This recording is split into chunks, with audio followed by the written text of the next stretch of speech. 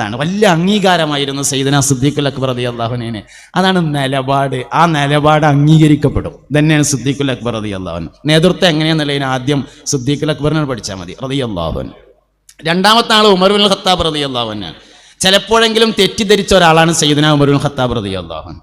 ഞാൻ ഉമർ ഖത്താബ് നൊലോത്സാത്ത ആളാണെന്ന്, അല്ല ഇളകിയാ നൊലോത്സന ആളാണ് സയ്യിദുനാ ഉമർ ഇബ്നുൽ ഖത്താബ്. ചെറിയ കാരണം മതി മൂപ്പര് കരയാനേ, ചെറിയ എന്തെങ്കിലും വിഷയം ഉണ്ടായാൽ മതി. ഒരു ദിവസം മദീന പള്ളിയുടെ ചെരുവിൽ നിന്ന് കുട്ടികൾ കരയുന്നത് പോലെയുള്ള കരച്ചിൽ കേൾക്കുന്നു. സഹാബത്ത് ഓടിച്ചെന്ന് നോക്കുമ്പോൾ അമീറുൽ മുഅ്മിനീൻ ഉമർ ഇബ്നുൽ ഖത്താബാണ്. തലയിൽ കൈ ഇങ്ങനെ കെട്ടിയിട്ടാണ് നൊലോളി, തലയിൽ ഇങ്ങനെ കൈ വെച്ചിട്ടുണ്ട്. ഭയങ്കര കുട്ടികൾ കരയും പോലത്തെ കരച്ചിൽ. സഹാബത്ത് ചോദിച്ചു, അല്ലയോ അമീറുൽ മുഅ്മിനീൻ? അമീറുൽ മുഅ്മിനീൻ എന്ന് ആദ്യമായി വിളിക്കപ്പെട്ട ആളാണ് ഉമർ ഇബ്നുൽ ഖത്താബ്. അതിന്റെ മുമ്പ് ഖലീഫ എന്നാണ് വിളിച്ചിരുന്നത്.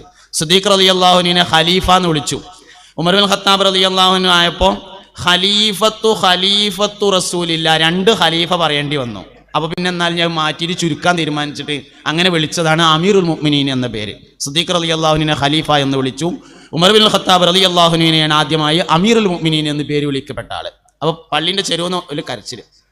സഹാബത്ത് ചോദിച്ചു, എന്താന്ന് വിളിക്കണമെന്ന് ചോദിച്ചു. അതിൽ കൈ ഇങ്ങനെ കാണിച്ചു കൊടുത്തിട്ട് നോക്കി പറഞ്ഞു, ഒരു ഗോതമ്പിന്റെ മണിയുണ്ട് കയ്യിൽ, ഒറ്റ ഗോതമ്പിന്റെ മണി. സക്കാത്തിന്റെ മുതൽ സൂക്ഷിക്കാൻ വേണ്ടി മുസ്ലിം ഉമ്മത്തി എന്നെ ഏൽപ്പിച്ചിട്ട് അതിൽപ്പെട്ട ഒരു ഗോതമ്പിന്റെ മണിയാണല്ലോ ഈ നഷ്ടപ്പെട്ടത്. നാളെ അള്ളാഹുവിന്റെ കോടതിയിൽ വരുമ്പോ ഉമറേ, മുഅ്മിനീങ്ങൾ നിന്നെ സൂക്ഷിക്കാൻ വേണ്ടി ഏൽപ്പിച്ച അമാനത്ത് ഇவ்விധം നീ എന്തുകൊണ്ടാണ് നഷ്ടപ്പെടുത്തിയത് എന്ന് ചോദിച്ചാൽ ഞാൻ അതിന് എന്താണ് മറുപടി പറയുക എന്നാലോചിച്ച് കരഞ്ഞതാണെന്ന് സയ്യിദുനാ അമീറുൽ മുഅ്മിനീൻ ഉമർ ഇബ്നുൽ ഖത്താബ്. 2 തരം ബോധങ്ങളുണ്ട് എന്നാണ്. ഒന്ന് അധികാരബോധം, മറ്റൊന്ന് അവകാശബോധം. അവകാശബോധം കൊണ്ട് ഒരു കാര്യമില്ല, അധികാരബോധം കൊണ്ടാണ് കാര്യമുള്ളത്. വാപ്പാക്ക് തോന്നുകയാണ് എനിക്ക് 3 ആൺകുട്ടികളുണ്ട്, ഓലൊക്കെ എന്നെ കാര്യമായി സഹായിക്കേണ്ടവരാണ് എന്ന് തോന്നിയാൽ അതിന് അവകാശബോധം എന്നാ പറയാം. 10-24 കൊല്ലം ഞാൻ ഓനെ നോക്കി വളർത്തിയിട്ട് എനിക്കൊരാവശ്യം വന്നപ്പോൾ ഇന്നെക്കൊണ്ട് ചെയ്തത് ഇതാണല്ലോ എന്ന് വാപ്പാക്ക് തോന്നും. അത് അവകാശബോധമാണ്. 24 കൊല്ലം നോക്കിയതിന് ഓൻ കാര്യമായിട്ട് എന്തോ അങ്ങോട്ട് ചെയ്തു തരാണ്ട് അതൊന്നും ചെയ്തിട്ടില്ല, എനിക്കെന്തോ അവകാശം കിട്ടാനുണ്ട് എന്നുള്ള ബോധം ഒരു കാര്യമില്ല. പഠിച്ചോനെ 24 കൊല്ലം ഓനെ നോക്കാനുള്ള അവസരം എനിക്കുണ്ടായിട്ട് നോക്കിയത് ശരിയായില്ലേ ഓന്നാലോചിക്കലാണ് അധികാരബോധം. അതുകൊണ്ടാണ് കാര്യമുള്ളത്. ഞാൻ ആരാണ് എന്ന തിരിച്ചറിവുകൊണ്ടേ കാര്യമുള്ളൂ, നിങ്ങൾ ആരാണ് എന്ന തിരിച്ചറിവുകൊണ്ടല്ല കാര്യമുള്ളത്. അപ്പൊ സദറിന് ഞാൻ സദറാണ് എന്നുള്ള ബോധം ഉണ്ടായിരിക്കണം. ഞാൻ കുറെ കാര്യങ്ങൾ അങ്ങോട്ട് ചെയ്യാനുണ്ട് എന്നതിനെയാണ് അധികാരബോധം എന്ന് പറഞ്ഞത്. എൻ്റെ സ്റ്റാഫുകൾ എനിക്ക് കുറെ ഇങ്ങോട്ട് തരാനുണ്ട് എന്നുള്ള ബോധത്തെ അവകാശബോധം എന്നാ പറയാ. യാതൊരു കാര്യം അതുകൊണ്ടില്ല, അധികാരബോധം കൊണ്ടാണ്. ഇതാണ് ഉമർ ഖത്താബിന്റെ ബോധം. സയ്യിദുനാ ഉസ്മാൻ ഇബ്നു അഫ്ഫാൻ റളിയല്ലാഹു അൻഹു മൂന്നാമത്തെ ആള്. എന്താ ഉസ്മാൻ റളിയല്ലാഹു അൻഹുവിന്റെ പ്രത്യേകത? സമാധാനത്തിന്റെ വെള്ളരിപ്രാവ് എന്ന് വിശേഷിപ്പിക്കപ്പെട്ട ആളാണ് സയ്യിദുനാ ഉസ്മാൻ ഇബ്നു അഫ്ഫാൻ. സമാധാനം തകർക്കുന്ന ഒരു വിഷയത്തിനും തയ്യാറില്ല, ഒരു വിഷയത്തിനും തയ്യാറില്ല. ഉസ്മാൻ റളിയല്ലാഹു അൻഹു കൊല്ലപ്പെടുന്നത് മാപ്പിളാര് കുത്തിയിട്ടല്ലോ. ഉസ്മാൻ റളിയല്ലാഹു അൻഹു കൊല്ലപ്പെടുന്നത് മാപ്പിളാര് കുത്തിയിട്ട് തന്നെയാണ്. മഹാനവറുകളുടെ കാലഘട്ടത്തിൽ വലിയൊരു തർക്കമുണ്ടായി. ഗവർണറെ നിയമിച്ചത് ശരിയല്ല എന്നാണ് അഭിപ്രായം. അങ്ങനെ ആൾക്കാരെ കൂടിയും സംഘടിച്ച്, പട്ടാളക്കാരനെയാണ് എതിരുള്ളത്, എല്ലാവരും കൂടിയും സംഘടിച്ച് കണ്ട് ഉസ്മാൻ റളിയല്ലാഹു അൻഹുവിന്റെ അടുത്ത് വന്നിട്ട് പറഞ്ഞു, കൂഫയിലേക്ക് നിശ്ചയിച്ച ഗവർണർ ശരിയല്ല, അയാളെ മാറ്റണം എന്ന് പറഞ്ഞു. ഉസ്മാൻ റളിയല്ലാഹു അൻഹു പറഞ്ഞു, ആരോപണ വിധേയനായ ആൾ, കുറ്റാരോപിതനായ ആളെ വിചാരണ നടത്താതെ തീരുമാനം എടുക്കാൻ കഴിയൂല. വന്നോര് പറഞ്ഞു, വിചാരണ ഒക്കെ കഴിഞ്ഞിട്ടുണ്ട്, തീരുമാനം ഇപ്പോൾ വേണം, അല്ലെങ്കിൽ കമ്മിറ്റി പിരിച്ചുവിട്ടാളിയാറും. ഒരു തയ്യാറില്ല, ഓരൊന്നും സമ്മതിക്കാൻ തയ്യാറില്ല. ഉസ്മാൻ റളിയല്ലാഹു അൻഹു പറഞ്ഞു, വിചാരണ നടക്കാതെ തീരുമാനം വരൂല. അങ്ങനെ അവസാനം ഉസ്മാൻ റളിയല്ലാഹു അൻഹുവിന്റെ ലെറ്റർ ബേഡ് കട്ടടിച്ചു. അതേമാതിരി ലെറ്റർ ബേഡൊക്കെ ഉണ്ടാക്കിയിട്ട് പട്ടാളക്കാർക്ക് കത്തയച്ചു. ഒരു ഡേറ്റും സമയമൊക്കെ വെച്ചു. ആഗസ്റ്റ് മാസം 24-ാം തീയതി 5 മണിക്ക് എല്ലാവരും മദീനത്ത് എത്തണം എന്നാണ് കത്തിലുള്ളത്. ആഗസ്റ്റ് മാസം 25-ാം തീയതി എൻ്റെ വക കൂട്ടിയതാണ്. എല്ലാവരും മദീനത്ത് എത്തണം എന്നാണ് കത്തിലുള്ളത്. എന്താ പരിപാടി വെച്ചാൽ ഉസ്മാൻ റളിയല്ലാഹു അൻഹുവിന്റെ കത്താണെന്ന് കരുതിയിട്ട് എല്ലാ ഭാഗത്തുള്ള പട്ടാളക്കാരും മദീനത്തേക്കൊണ്ട് വരും. ചെറിയൊരു പ്രശ്നം എന്തെങ്കിലും ഉണ്ടാക്കിയാൽ തമ്മ് തച്ചുങ്ങാണ്ട് മൊത്തം തീർന്നോളും. അതാ പദ്ധതി. അലി റളിയല്ലാഹു അൻഹു ഉസ്മാൻ റളിയല്ലാഹു അൻഹുവിന്റെ വീട്ടിൽ ചെന്നിട്ട് പറഞ്ഞു, അലി ഉസ്മാനെ, ഈ കൊട്ടാരത്തിന്റെ ബാക്കിൽ കൂടെ ഞങ്ങളൊരു വഴി ഉണ്ടാക്കി തരാം.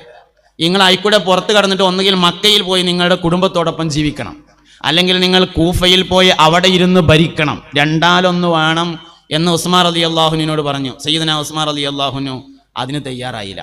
അവസാനം മതിൽ എടുത്തു ചാടിയ ശത്രുക്കൾ സയ്യിദുനാ ഉസ്മാൻ ഇബ്നു അഫ്ഫാൻ റളിയല്ലാഹു അൻഹുവിനെ വെട്ടി. ഈ ചരിത്രം നമുക്ക് നൽകുന്ന വലിയൊരു പാഠമുണ്ട്. സമാധാനത്തിന് വേണ്ടി ഏതറ്റം വരെ പോകാനും തയ്യാറാകുന്നു എന്നതാണ് സയ്യിദുനാ ഉസ്മാൻ റളിയല്ലാഹു അൻഹുവിൻ്റെ ഏറ്റവും വലിയൊരു പൂക്കോയത്തങ്ങളൊക്കെ അള്ളാഹുവരുടെ ദർജ ഉയർത്തട്ടെ. യാത്ര പോകുമ്പോൾ കൂടെ കൊണ്ടുനടക്കും ആരിലൊക്കെ തറവാട്ടുകാരെയാണ് കൊണ്ടുനടക്കുക. പ്രധാനപ്പെട്ട എന്തെങ്കിലുമൊക്കെ വിഷയങ്ങളുണ്ടെങ്കിൽ അതിൽ തീരുമാനം എടുക്കുന്നതിന് മുന്നേ തറവാട്ടുകാരെ യോഗം വിളിക്കും. ചാക്കീരികൾ, അങ്ങനെയൊക്കെയുള്ള ചങ്ങമ്പള്ളിക്കാർ, അങ്ങനെയൊക്കെയുള്ള വലിയ വലിയ തറവാട്ടിൽ നിന്നുള്ള ആൾക്കാർ ഒരു യോഗം വിളിച്ചിട്ട് എന്താ പങ്ങളെ അഭിപ്രായം എന്ന് ചോദിക്കും. അങ്ങനെ അഭിപ്രായം ചോദിച്ചതിന് ശേഷം തീരുമാനം പറയും. അതെന്തിനാ തറവാട്ടുകാരെ വിളിക്കുന്നത്? തറവാട്ടുകാരൻ തറവാടിത്തമുള്ള അഭിപ്രായമാണ് പറയുക. അതാണ് കാരണം. അതാണ് പാരമ്പര്യ ഗുണം എന്ന് പറയുന്നത്. അത് വലിയൊരു ഗുണമാണ്. പിന്നെ നമ്മളെ കാടേരി ഉസ്താദിനെ മുഷാവറയിലേക്ക് തിരഞ്ഞെടുക്കപ്പെട്ടിട്ടുള്ള അദ്ദേഹം ദർസെടുത്തുന്ന ഇരുമ്പ് ചോലയിൽ ഒരു സ്വീകരണ പരിപാടി ഉണ്ടായിരുന്നു. അപ്പോൾ സയ്യിദുൽ ഉലമയുടെ ഉദ്ഘാടനം പ്രസംഗത്തിന് എന്നെ വിളിച്ചിരുന്നു. അപ്പം പോയി. അപ്പോൾ സയ്യിദുൽ ഉലമൻ്റെ പ്രസംഗത്തിൽ പറഞ്ഞ ഒരു പോയിന്റ് അതായിരുന്നു, പാരമ്പര്യമുള്ളവരിലേക്ക് ഇൽമ് ചേർന്നാൽ അത് വലിയ മഹത്വമായിരിക്കും എന്നാണ്. എല്ലാറ്റിനും ഒരു പാരമ്പര്യമുണ്ട്. ഇൽമിൻ്റെ പാരമ്പര്യമുള്ളവരിലേക്ക് ഇൽമ് ചേർന്നാൽ അത് വലിയൊരു മഹത്താണ്. അപ്പോൾ കാടേരി ഉസ്താദിൻ്റെ കുടുംബം ആലിമീങ്ങളുടെ പാരമ്പര്യമുള്ള കുടുംബമാണ്. അതിലേക്ക് ഇൽമ് ചേർന്നപ്പോൾ വലിയ മഹത്വമായി. ഇൽമും സിയാദത്തും ഒരാളിൽ സംഗമിച്ചാൽ അത് രണ്ടാമത്തെ വലിയൊരു മഹത്വമാണ്. ഒരാൾ നേതാവുമായി അയാൾ ആലിമുമായി എന്നത് വലിയൊരു മഹത്വമാണ്. ഇൽമും സിയാദത്തും എങ്ങനെ വായിക്കാം? സയ്യിദായ ആൾ ആലിമും കൂടി ആയാൽ വലിയ മഹത്വമായി എന്ന തരത്തിലും അതിനെ വായിക്കാൻ വേണ്ടി പറ്റും. ഇൽമും സിയാദത്തും ഒരാളിൽ ഒരുമിച്ച് കൂടിയാൽ അത് വലിയൊരു മഹത്വമാവും. സയ്യിദുൽ ഉലമ എന്ന് പ്രസംഗിച്ച ഒരു പ്രസംഗം സാന്ദർഭികമായി ഇപ്പോൾ ഓർത്തു പോവുകയാണ്. അപ്പോൾ സയ്യിദുനാ സിദ്ദീഖുൽ അക്ബർ റളിയല്ലാഹു അൻഹുവിന് ഉണ്ടായിരുന്നത് ഒരു പാരമ്പര്യ ഗുണമായിരുന്നു. ബഹുമാനിക്കപ്പെടേണ്ട അർഹത, യോഗ്യത അദ്ദേഹത്തിനുണ്ട് എന്നതുകൊണ്ട് തന്നെ ശരിക്കും സിദ്ദീഖ് റളിയല്ലാഹു അൻഹുവിൻ്റെ ഫോട്ടോ നമ്മൾ എടുത്തു നോക്കിയാൽ, സിദ്ദീഖ് റളിയല്ലാഹു അൻഹുവിൻ്റെ ഫോട്ടോ എടുക്കാം. ഇങ്ങനെ തടിയില്ലാതെ നീണ്ടിട്ട് നെറ്റിത്തടം അല്പം മുൻവശത്തേക്ക് നിൽക്കുന്ന, കണ്ണ് കുഴിയിൽ പോയ, വെളുത്ത താടിയുള്ള, നീണ്ട താടിയുള്ള ഒരു വെള്ള ശരീരമുള്ള പ്രകൃതക്കാരനാണ് സയ്യിദുനാ അബൂബക്കർ സിദ്ദീഖ് റളിയല്ലാഹു അൻഹു. വേണമെങ്കിൽ നമുക്ക് ഫോട്ടോ എടുത്താൽ കിട്ടും. അതിൻ്റെ പിക്ചർ എടുത്താൽ മതി. എങ്ങനെ? തടിയില്ലാതെ നീണ്ടിട്ട് നെറ്റിത്തട അല്പം മുൻവശത്തേക്ക് വന്ന് കണ്ണ് കുഴിയിൽ പോയി വെളുത്ത ശരീരപ്രകൃതമുള്ള നീണ്ട താടി വെച്ച ഒരാൾ സയ്യിദുനാ അബൂബക്കർ സിദ്ദീഖ് റളിയല്ലാഹു അൻഹു. പക്ഷേ വാക്കുകൾക്ക് വലിയ ശക്തിയാണ്. സിദ്ദീഖ് ഒരു തീരുമാനമാണ് പറഞ്ഞാൽ അതിൻ്റെ അപ്പുറത്തേക്ക് ആരും പറയില്ല. നബി സല്ലല്ലാഹു അലൈഹി വസല്ലം തങ്ങൾ വഫാത്താകുന്ന സമയത്ത് ഉസാമത്ത് ബിൻ സെയ്ദ് റളിയല്ലാഹു അൻഹുവിൻ്റെ നേതൃത്വത്തിലുള്ള ഒരു സംഘത്തെ യുദ്ധത്തിന് വേണ്ടി നിയോഗിച്ചിരുന്നു. സാമാന്യം ചെറിയ കുട്ടിയാണ് സയ്യിദുനാ ഉസാമ റളിയല്ലാഹു അൻഹു. മുസ്തഫ നബി സല്ലല്ലാഹു അലൈഹി വസല്ലം തങ്ങളുടെ വളർത്തുപുത്രനായ സെയ്ദ് ബിൻ ഹാരിസ റളിയല്ലാഹു അൻഹുവിൻ്റെ മകനാണ് സയ്യിദുനാ ഉസാമ റളിയല്ലാഹു അൻഹു. അപ്പോൾ ചെറുപ്പക്കാരനാണ്. നബി തങ്ങൾ വഫാത്താകുന്നതിന് മുമ്പ് ഒരു യുദ്ധസംഘത്തിൻ്റെ നേതാവായി മഹാനവറുകളെ നിയോഗിച്ചു. പക്ഷേ മഹാനവറുകൾ പുറപ്പെടുന്നതിൻ്റെ മുമ്പ് മുത്തുനബി സല്ലല്ലാഹു അലൈഹി വസല്ലം വഫാത്തായി. നബി തങ്ങൾ വഫാത്തായി. സിദ്ദീഖ് റളിയല്ലാഹു അൻഹു ഖിലാഫത്ത് ഏറ്റെടുത്തു. ആദ്യമായി ചെയ്ത പ്രവർത്തനം ഉസാമ റളിയല്ലാഹു അൻഹുവിൻ്റെ നേതൃത്വത്തിലുള്ള സംഘത്തെ യുദ്ധത്തിന് അയക്കലാണ്. നാട്ടുകാരുടെ മൊത്തത്തിലൊരു അഭിപ്രായം ഉണ്ടായി, ഈ സമയത്ത് എന്തിനാ ഒരു യുദ്ധം? അതും ചെറിയ കുട്ടിയായ ഉസാമനെ മുമ്പിൽ വെച്ചിട്ട് അലി റളിയല്ലാഹു അൻഹുവിനെ പോലെയുള്ള ധീരന്മാരായ ആൾക്കാർ, യുദ്ധതന്ത്രം അറിയുന്ന വലിയ വലിയ ആൾക്കാരൊക്കെ ഇവിടെ ഉണ്ട്.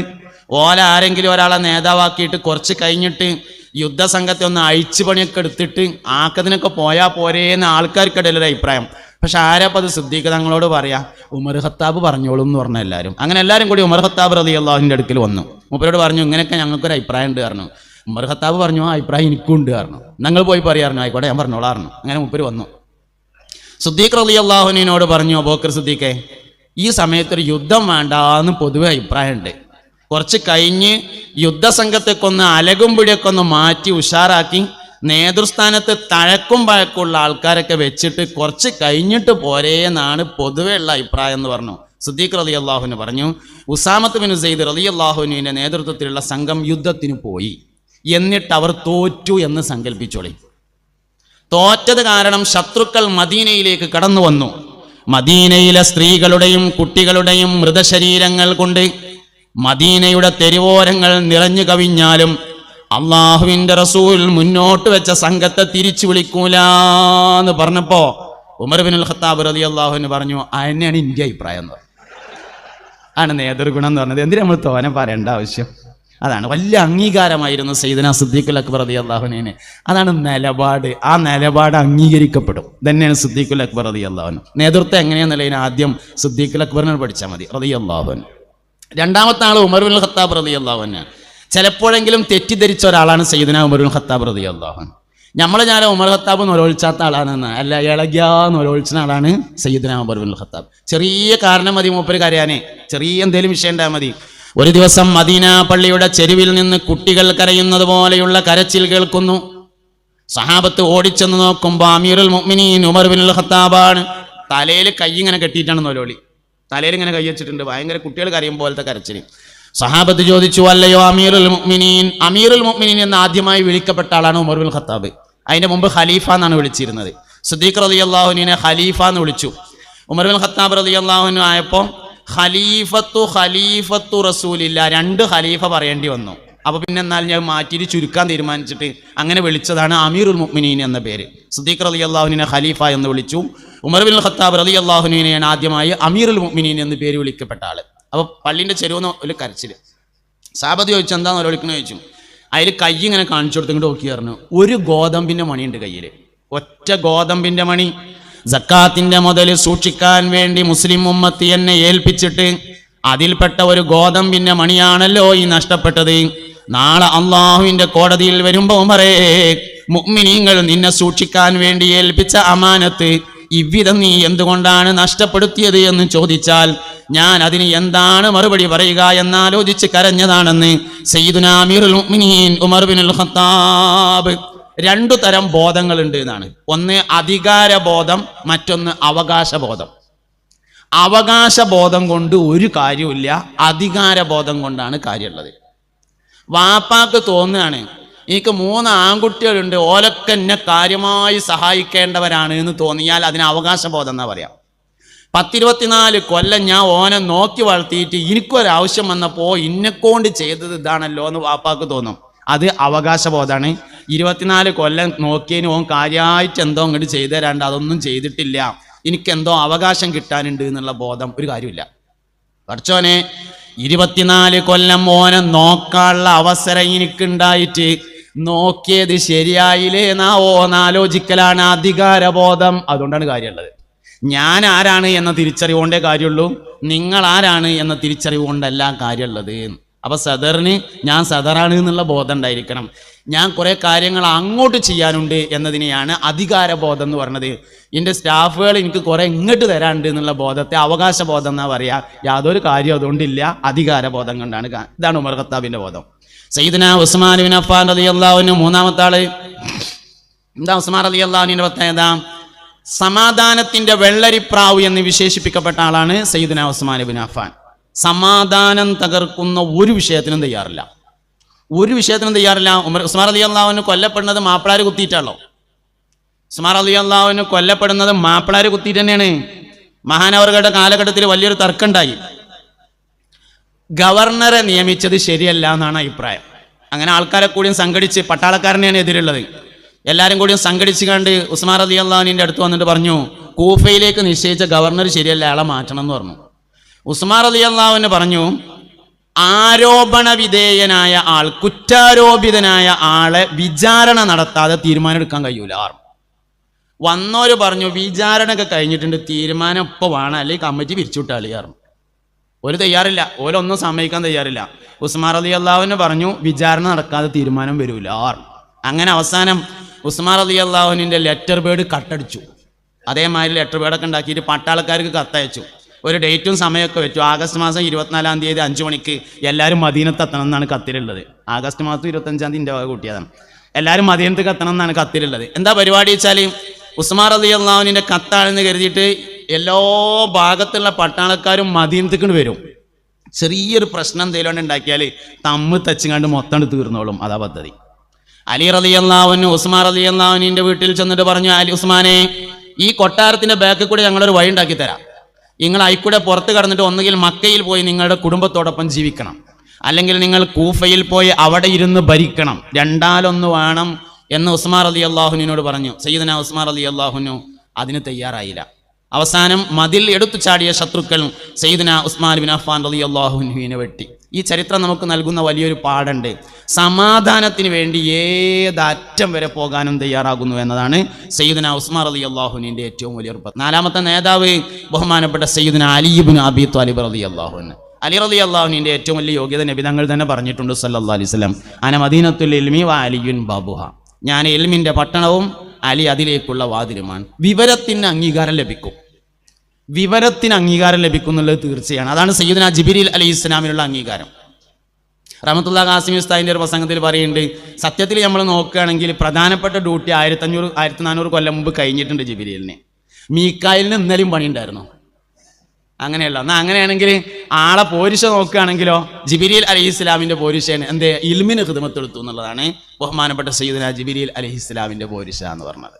ഏറ്റവും വലിയ ശക്തിമാൻ എന്ന് സയ്യിദുനാ ജിബ്രീൽ അലൈഹിസ്സലാമിനെ പരിശുദ്ധ ഖുർആൻ വിശേഷിപ്പിച്ചിട്ടുണ്ട്. ശക്തിയുള്ള ആള്. സത്യത്തിലെ ഏറ്റവും വലിയ ശക്തി ഇൽമാണ്. വിവരത്തിൻ്റെ മേലെയുള്ള ഒരു ശക്തിയുമില്ല എന്നതാകുന്നു യാഥാർത്ഥ്യം. അല്ലാഹു സുബ്ഹാനഹു വ തആല നമ്മളെ കൊണ്ട് ഖൈറിനെ ഉദ്ദേശിച്ചു എന്നതിൻ്റെ തെളിവാണ് ഇൽമിനെ ഖിദ്മത്തെടുക്കാൻ നമ്മൾ അധികാരപ്പെടുത്തി എന്നത്. ബഹുമാനപ്പെട്ട സയ്യിദുനാ ഉസ്മാൻ ഇബ്നു അഫ്ഫാൻ റളിയല്ലാഹു അൻഹുവിൽ നിന്ന് റിപ്പോർട്ട് ചെയ്ത ഹദീസാണ് ഖൈറുക്കും മൻ തഅല്ലമൽ ഖുർആന വ അല്ലമഹു എന്ന ഹദീസ്. നിങ്ങളിൽ നിന്ന് ഏറ്റവും ഖൈറായ ആള് ഖുർആനിനെ പഠിക്കുകയും അതിനെ പഠിപ്പിക്കുകയും ചെയ്യുന്നവനാകുന്നു. അപ്പോൾ ഖൈറിൻ്റെ വഴിയിലേക്ക് അള്ളാഹു നമ്മളെ തെരഞ്ഞെടുത്തിട്ടുണ്ട് എന്നതിൻ്റെ തെളിവാകുന്നു ഇത്. മുത്തുനബി അഭിമാനത്തോടുകൂടെ പറഞ്ഞിട്ടുണ്ട്, ഞാൻ മുഅല്ലിമാണ് എന്ന്. ഇന്നമാ ബുഇസ്തു മുഅല്ലിമൻ മുയസ്സിറ. അള്ളാഹു സുബ്ഹാനഹു വ തആല എന്നെ യാത്രയാക്കിയിട്ടുള്ളത് ട്രെയിനിങ് ഉള്ള അധ്യാപകനായിട്ടാണ്. മുയസ്സിറ എന്ന് പറഞ്ഞാൽ ട്രെയിനിങ് ഉള്ള ആള്. ഇന്നമാ ബുഇസ്തു മുഅല്ലിമൻ മുയസ്സിറ. തീർച്ചയായും അള്ളാഹു എന്നെ പരിശീലനം സിദ്ധിച്ച അധ്യാപകനായിട്ടാണ് നിയോഗിച്ചിട്ടുള്ളത്. എല്ലാ അമ്പിയാക്കളും മുഅല്ലിമീങ്ങളായിരുന്നു. അമ്പിയാക്കൾ മുഴുവനും മുഅല്ലിമീങ്ങളും അധ്യാപകരുമായിരുന്നു. മുസ്തഫ നബി സല്ലല്ലാഹു അലൈഹി വസല്ലം തങ്ങൾ വളരെ അഭിമാനത്തോടു കൂടി അത് പറയുകയും ചെയ്തിട്ടുണ്ട്. തലബുൽ ഇൽമി സാഅ, ഒരു മണിക്കൂർ വിദ്യാഭ്യാസം നേടുക എന്ന് പറ. ഇത് പറഞ്ഞത് എന്തിനാ വെച്ചാൽ നമുക്ക് നമ്മളെ മഹത്വം വേഗം മനസ്സിലാകും, മറ്റുള്ളവരെ മഹത്വം അത്ര മനസ്സിലാവില്ല. ഒരാൾ സാദാ സീതയാണ് എന്ന് പറഞ്ഞാൽ അതിൻ്റെ അർത്ഥം നമ്മൾ ആൾക്കാരെ പറ്റി പറയല്ലോ, ഒരാൾ സാദാ സീത എന്നുള്ളത് നോർമൽ എന്നുള്ളതിൻ്റെ മലയാളം കേട്ടോ. ഒരാൾ സാദാ സീതയാണെന്ന് നമ്മൾ പറഞ്ഞാൽ അതിൻ്റെ അർത്ഥം എന്താ വെച്ചാൽ 2 കാര്യങ്ങളാണ്. ഒന്ന്, സ്വന്തം നിലവാരത്തെ തിരിച്ചറിയുന്ന ആൾ സാദാ സീതയാണ്. ഞാൻ ആരാണ് എന്ന തിരിച്ചറിവുണ്ടെങ്കിൽ അവൻ സാദാ സീതയാണ്. രണ്ടാമത്തത്, മറ്റുള്ളവർ ആരാണ് എന്ന തിരിച്ചറിവുണ്ടെങ്കിലും സാദാ സീതയാണ്. അപ്പം നമുക്ക് നമ്മളെക്കുറിച്ച് അറിഞ്ഞാൽ പോരാ, മറ്റുള്ളവരെ കുറിച്ചറിയണം, വിദ്യാർത്ഥികളെ കുറിച്ചറിയണം, മുതഅല്ലിമീങ്ങളെ കുറിച്ചറിയണം. അപ്പോൾ വിദ്യാർത്ഥികളുടെ മഹത്വത്തെക്കുറിച്ച് നമ്മൾ ഉൾക്കൊള്ളണം. അവിടെയാണ് പറഞ്ഞത്, ആയിഷ ബിബി റളിയല്ലാഹു അൻഹയിൽ നിന്ന് ഉദ്ധരിക്കുന്ന ഹദീസിൽ കാണാം, സമീഅതു റസൂലുള്ളാഹി സ്വല്ലല്ലാഹു അലൈഹി വസല്ലം, മുസ്തഫ നബി സ്വല്ലല്ലാഹു അലൈഹി വസല്ലം തങ്ങൾ പറയുന്നത് ഞാൻ കേട്ടു, ത്വലബുൽ ഇൽമി സാഅ, ഒരു സാഅത്ത് ഇൽമ പഠിക്കൽ ഖൈറും മിൻ അൽഫി റക്അ, 1000 റക്അത്ത് നിസ്കരിക്കുന്നതിനേക്കാൾ ഖൈറാണ്. വേറൊരു റിവായത്തിലുണ്ട് ഖൈറും മിൻ സ്വലാത്തി ലൈല, ഒരു രാത്രി മുഴുവൻ നിസ്കരിക്കുന്നതിനേക്കാൾ ഖൈറാകുന്നു. അപ്പം നമ്മൾ മാത്രമല്ല മഹത്വമുള്ളവർ, അവരും മഹത്വമുള്ളവരാണ് എന്ന് ഉൾക്കൊള്ളുമ്പോഴാണ് സാദാ സീതയായിത്തീരുന്നത്. അപ്പോൾ ഒരു സാദാ സീത സദർമാരാവാൻ എല്ലാവരും പരിശ്രമിക്കണം എന്ന് മാത്രമാണ് വൈകിയ ഈ സമയത്തെ ഉപയോഗപ്പെടുത്തി പറയാനുള്ളത്. അല്ലാഹു റബ്ബുൽ ഇസ്സത്ത് നമ്മളെല്ലാവരെയും ഖൈറിൻ്റെ അഹ്ലുകാരിൽ ചേർക്കട്ടെ. അല്ലാഹുമ്മ അല്ലിഫ് ബൈന ഖുലൂബിന വഅസ്ലിഹ് ദാത ബൈനിന വഹ്ദിനാ സുബുലസ് സലാമി വനജ്ജിനാ മിനൽ ദുലുമാതി ഇലൻ നൂർ റബ്ബനാ ലാ തുസിഗ് ഖുലൂബനാ ബഅദ ഇദ് ഹദൈതനാ വഹബ് ലനാ മിൻ ലദുൻക റഹ്മതൻ ഇന്നക അൻതൽ വഹാബ്. സുബ്ഹാനകല്ലാഹുമ്മ ബിഹംദിക അഷ്ഹദു അൻ ലാ ഇലാഹ ഇല്ലാ അൻത അസ്തഗ്ഫിറുക വഅതൂബു ഇലൈക്. വസല്ലല്ലാഹു തആല വസല്ലമ അലാ ഖൈരി ഖൽഖിഹി സയ്യിദിനാ മുഹമ്മദിൻ വആലിഹി വസഹ്ബിഹി അജ്മഈൻ. ഉസികും ബിദ്ദുആ. അസ്സലാമു അലൈക്കും വറഹ്മത്തുള്ളാഹി വബറകാതുഹു.